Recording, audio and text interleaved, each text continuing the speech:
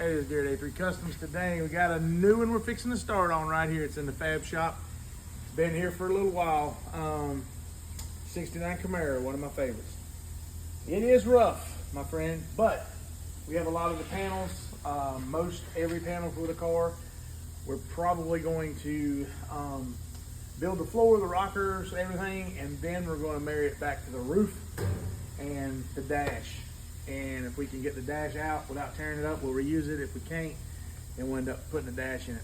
But we have every piece of sheet metal for this car, so you can follow along the journey of this car. You can come by and see what we got now, and how bad it is, kind of what somebody's done. They put some tin, and this is what you usually find.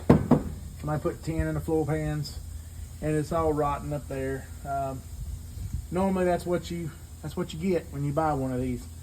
You can buy one kind of fixed up that somebody's kind of patched. Usually most people, unless it's like a really high-end shop, they don't fix them 100% the way they always are. Usually we get them and they look good on the outside, and you get into them, you got some bubble and stuff, pull them down, and then it's just a bunch of mess. So usually that's what happens, and then we blast them and start over. But this car, I really like starting them like this. And you ask why? Well, when you start them like this, you kind of see what you got.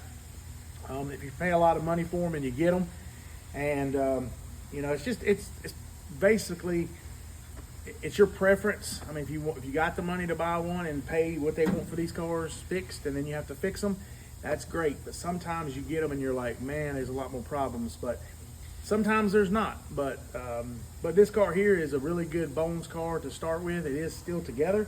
It is still structurally somewhat sound. So we will be able to take it apart and put all new panels in it.